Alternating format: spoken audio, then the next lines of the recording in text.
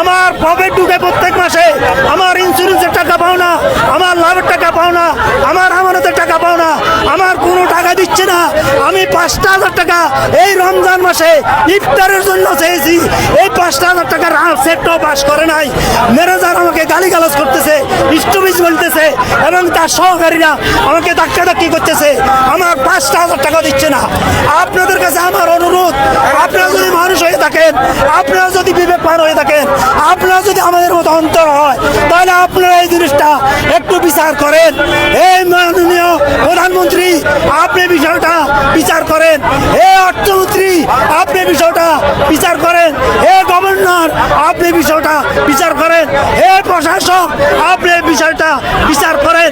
আমি এই রমজানের মাস আমার 60 লাখ টাকা ব্যাংকে থাকার পরে আমি 5,000 টাকা পাচ্ছি না। আপনাদের কাছে আমি বিচার চাই, আপনাদের কাছে আমি বিচার চাই।